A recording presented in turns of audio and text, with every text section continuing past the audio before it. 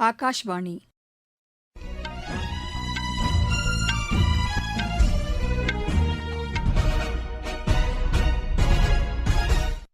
செய்திகள் வாசிப்பவர் லட்சுமி ராகவன். தலைப்புச் செய்திகள். G20 உச்சி மாநாடு இன்று ஜோஹனஸ்பர்கில் தொடங்குகிறது.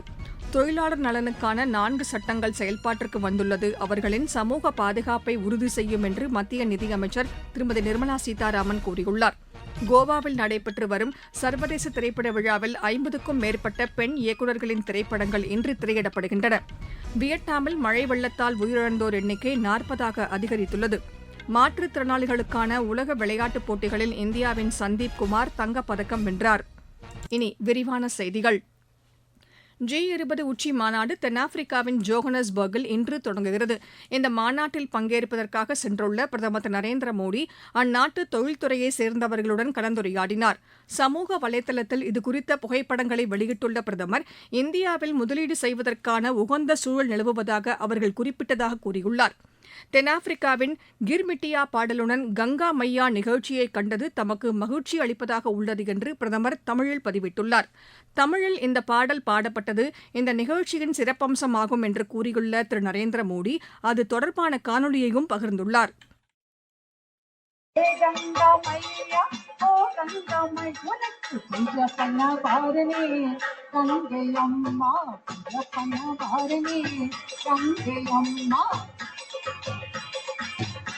பூமாலை கட்டி பாமாலை பாடி பூமாலை கட்டி பாமாலை பாடி அலை அலையா வாரியே தங்கை அம்மா அலை அலையா வாரியே தங்கை அம்மா. தொழிலாளர் நலனுக்கான ஒருங்கிணைந்த 4 சட்டங்கள் செயல்பாட்டுக்கு வந்துள்ளது அவர்களின் சமூக பாதுகாப்பை உறுதி செய்யும் என்று மத்திய நிதியமைச்சர் திருமதி நிர்மலா சீதாராமன் கூறியுள்ளார். சமூக வலைதளத்தில் இதனை தெரிவித்துள்ள அவர், தொழிலாளர்களின் நலன்களை காப்பதில் மத்திய அரசு உறுதியாக உள்ளதை இது எடுத்துரைத்துள்ளதாக குறிப்பிட்டுள்ளார். மகளிர், இளையோர், அமைப்புசாரா மற்றும் இடம்பெயர்ந்த தொழிலாளர்கள் மற்றும் உணவுப் பொருட்கள் விநியோகிப்பவர்கள் இதன் மூலம் பயனடைவார்கள் என்றும் திருமதி நிர்மலா சீதாராமன் கூறியுள்ளார். பாரத் ரத்னா சர்தார் வல்லபாய் பட்டேலின் 150வது பிறந்த தின கொண்டாட்டங்களின் ஒரு பகுதியாக இன்று புதுதில்லியில் ஒற்றுமை யாத்திரையை மத்திய அமைச்சர் திரு ஜே.பி. நட்டா தொடங்கி வைத்தார். இந்த நிகழ்ச்சியில் பேசிய அவர், இதுபோன்று நாடு முழுவதும் பல்வேறு நிகழ்ச்சிகள் நடைபெற்று வருவதாக கூறினார். வளர்ச்சியடைந்த இந்தியாவை உருவாக்க இளையோருக்கு உத்வேகம் அளிக்க இதுபோன்ற நிகழ்ச்சிகள் உதவிடும் என்றும் திரு ஜே.பி. நட்டா தெரிவித்தார். இயற்கை பேரிடரால் ஏற்படும் பாதிப்புகளை குறைப்பதற்கு உறுதியான நடவடிக்கைகளை மத்திய அரசு மேற்கொண்டு வருவதாக உள்துறை இணையமைச்சர் திரு நித்யானந்த் ராய் கூறியுள்ளார். புதுதில்லியில் நடைபெற்ற இயற்கை பேரிடர் பாதிப்பு குறைப்பு தொடர்பான கருத்தரங்கில் பங்கேற்று அவர் பேசினார். பிரதமர் திரு நரேந்திர மோடியின் தலைமையின் கீழ் இயற்கை பேரிடர் பாதிப்புகளை குறைப்பதற்கான நடவடிக்கைகளை தொலைநோக்கு அடிப்படையில் மத்திய அரசு மேற்கொண்டு வருவதாகவும் அவர் தெரிவித்தார். பேரிடர்களை எதிர்கொள்வதற்கான கட்டுமானங்களுக்கு முக்கியத்துவம் அளிக்கப்பட்டுள்ளதாகவும் திரு நித்யானந்த் ராய் கூறினார். அடுத்த ஆண்டு ஹஜ் புனித பயணத்திற்கான ஏற்பாடுகளை ஆய்வு செய்வதற்கான மாநாடு தற்போது மும்பையில் நடைபெற்று வருகிறது. மத்திய சிறுபான்மையினர் நலத்துறை செயலர் டாக்டர் சந்திரசேகர குமார் தலைமையில் நடைபெற்று வரும் இந்த மாநாட்டில் மாநிலங்களின் ஹஜ் குழு நிர்வாகிகள் பங்கேற்றுள்ளனர். தலைமை தேர்தல் ஆணையர் தொடர்பான போலி காணொலியை வெளியிட்டது தொடர்பாக கேரள காவல்துறையினர் வழக்கு பதிவு செய்துள்ளனர். திருவனந்தபுரத்தில் உள்ள இணைய குற்றங்கள் தடுப்பு பிரிவு இந்த வழக்கினை பதிவு செய்துள்ளதாக அம்மாநில காவல்துறையினர் தெரிவித்துள்ளனர். உள்ளாட்சி தேர்தல் தொடர்பாக சமூக வலைதளத்தில் இந்த போலி காணொலி வெளியிடப்பட்டதாகவும் காவல்துறையினர் கூறினர். மகாராஷ்டிரா உள்ளாட்சித் தேர்தலில் பிஜேபியை சேர்ந்த 100 பேர் போட்டியின்றி தேர்ந்தெடுக்கப்பட்டுள்ளனர். மும்பையில் செய்தியாளர்களிடம் இதனை தெரிவித்த அம்மாநில பிஜேபி தலைவர் திரு ரவீந்திர சவான் 3 நகராட்சித் தலைவர்களும் போட்டியின்றி தேர்ந்தெடுக்கப்பட்டதாக கூறினார். பிரதமர் திரு நரேந்திர மோடியின் தலைமைக்கு கிடைத்த அங்கீகாரம் இது என்றும் திரு ரவீந்திர சவான் தெரிவித்தார். நீங்கள் கேட்டுக் கொண்டிருப்பது ஆகாஷ்வாணியின் செய்தி அறிக்கை. நாட்டு மக்களுக்கான வரலாற்று சிறப்புமிக்க மோடி அரசின் பரிசு சரக்கு மற்றும் சேவை வரி குறைப்பு. மருத்துவம் மற்றும் ஆயுள் காப்பீட்டிற்கான வரி முழுமையாக ரத்து. 36 உயிர்காக்கும் மருந்துகள் மீதான வரியும் ரத்து.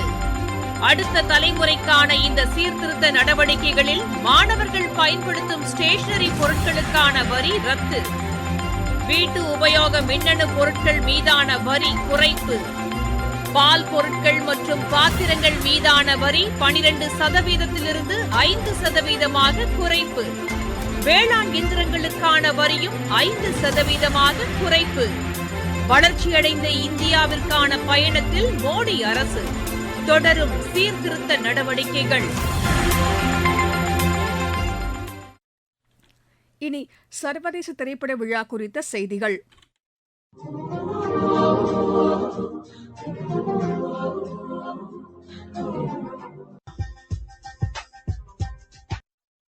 கோவாவில் நடைபெற்று வரும் சர்வதேச திரைப்பட விழாவின் 3ஆம் நாளான இன்று வேலண்டினா பெர்டானி மற்றும் நிக்கோலே பெர்டானி இயக்கிய இத்தாலி திரைப்படம் மஸ்கிட்டோஸும், ஜாஃபர் பனாஹி இயக்கிய it was just an accident திரைப்படமும் திரையிடப்பட உள்ளன.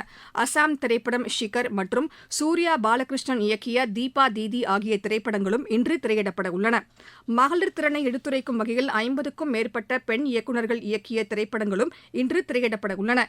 இதில் சிம்பிள் டுகரின் லோக்மாதா தேவி அகல்யா பாய் திரைப்படமும் இடம்பெறுகிறது. இந்த திரைப்பட விழாவின் ஒரு பகுதியாக பல்வேறு இயக்குநர்கள் தங்கள் அனுபவங்களை எடுத்துரைக்கும் நிகழ்ச்சிகளும் நடைபெறவுள்ளன.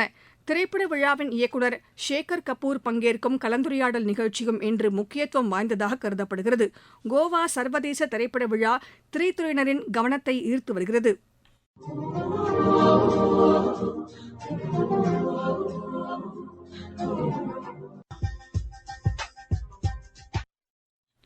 ஜம்மு காஷ்மீரில் மகாத்மா காந்தி தேசிய ஊரக வேலைவாய்ப்பு உறுதி திட்டத்தின் கீழ் வழங்கப்படும் பணி நாட்களின் எண்ணிக்கை 150ஆக அதிகரிக்கப்பட்டுள்ளது.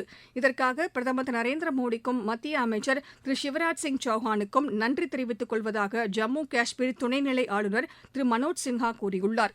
சமூக வலைதளத்தில் இதனை தெரிவித்துள்ள அவர் 1000க்கும் மேற்பட்ட கிராம பஞ்சாயத்துக்கள் வெள்ளத்தால் பாதிக்கப்படும் பகுதிகள் என அறிவிக்கப்பட்டுள்ளதாக கூறியுள்ளார். இதற்கென சிறப்பு நிதியுதவி தொகுப்பினை வழங்குமாறு மத்திய அரசினை வலியுறுத்தியுள்ளதாகவும் திரு மனோஜ் சின்ஹா அதில் குறிப்பிட்டுள்ளார். வியட்நாமில் மழை வெள்ளத்தால் உயிரிழந்தோர் எண்ணிக்கை 40ஆக அதிகரித்துள்ளது. மழை வெள்ளத்தால் பாதிக்கப்பட்ட பகுதிகளிலிருந்து ஆயிரக்கணக்கானோர் பாதுகாப்பான இடங்களுக்கு அப்புறப்படுத்தப்பட்டு இருப்பதாக அந்நாட்டின் செய்திக்குறிப்பு தெரிவிக்கிறது. அப்பகுதிகளில் மீட்புப் பணிகள் முழுவீச்சில் மேற்கொள்ளப்பட்டு வருவதாகவும் அதில் குறிப்பிடப்பட்டுள்ளது. பல்வேறு குடியிருப்பு பகுதிகளில் மின் இணைப்பு துண்டிக்கப்பட்டு இருப்பதாகவும் இதனை சீர் செய்வதற்கான நடவடிக்கைகள் மேற்கொள்ளப்பட்டிருப்பதாகவும் அந்த செய்திக்குறிப்பில் தெரிவிக்கப்பட்டுள்ளது. மாற்றுத்திறனாளிகளுக்கான உலக விளையாட்டுப் போட்டிகளில் இந்தியாவின் சந்தீப் குமார் தங்கப்பதக்கம் வென்றார். தாய்லாந்தில் நடைபெற்று வரும் இப்போட்டியின் ஆடவர் துப்பாக்கி சுடும் பிரிவில் அவர் இப்பதக்கத்தை கைப்பற்றினார். மகளிர் துப்பாக்கி சுடும் பிரிவில் பவானி பனோட் வெண்கலப் பதக்கம் வென்றார். இப்போட்டியில் இந்தியா இதுவரை 12 தங்கம், 21 வெள்ளி, 18 வெண்கலப் பதக்கங்களை வென்றுள்ளது. டெஃப் ஒலிம்பிக் போட்டியில் இந்தியாவின் மஹித் சந்து தங்கப்பதக்கம் வென்றார். ஜப்பானின் டோக்கியோவில் நடைபெற்று வரும் இப்போட்டியின் மகளிர் 50 மீட்டர் துப்பாக்கி சுடும் பிரிவில் அவர் இப்பதக்கத்தை கைப்பற்றினார். இப்போட்டியில் இந்தியா இதுவரை 6 தங்கம், 6 வெள்ளி, 3 வெண்கலப் பதக்கங்களை வென்று பதக்கப்பட்டியலில் 6வது இடத்தில் உள்ளது. ஆஸ்திரேலிய ஓபன் பேட்மிண்டன் போட்டியில் இந்தியாவின் லக்ஷ்யா சென் இறுதியாட்டத்திற்கு முன்னேறியுள்ளார். ஆடவர் ஒற்றையர் பிரிவு அரையிறுதி ஆட்டத்தில் அவர் 17-21, 24-12, 21-16 என்ற செட் கணக்கில் சீன தைப்பேயின் சவ் டீன் சென்னை வென்றார். சர்வதேச இணைய செஸ் போட்டியில் இந்தியாவின் பிரணேஷ் தங்கப்பதக்கம் வென்றார். உலகக்கோப்பை ஸ்னூக்கர் சாம்பியன் போட்டியில் இந்தியா ஏ அணி காலிறுதிக்கு முன்னேறியுள்ளது. மஸ்கட்டில் நடைபெற்று வரும் இப்போட்டியின் லீக் ஆட்டங்களில் இந்தியா ஏ அணி ஐக்கிய அரபு எமிரேட்ஸ் மற்றும் ஆப்கானிஸ்தானை வென்றது. இந்தியா தென்னாப்பிரிக்கா இடையேயான 2வது மற்றும் இறுதி டெஸ்ட் கிரிக்கெட் போட்டி இன்று குவஹாட்டியில் தொடங்கியது. இதில் டாஸ் வென்று முதலில் பேட் செய்து வரும் தென்னாப்பிரிக்கா அணி சற்றுமுன் வரை முதல் இன்னிங்ஸில் 2 விக்கெட் இழப்பிற்கு 132 ரன் எடுத்துள்ளது. மீண்டும் தலைப்புச் செய்திகள். G20 உச்சி மாநாடு இன்று ஜோகன்னஸ்பர்கில் தொடங்குகிறது.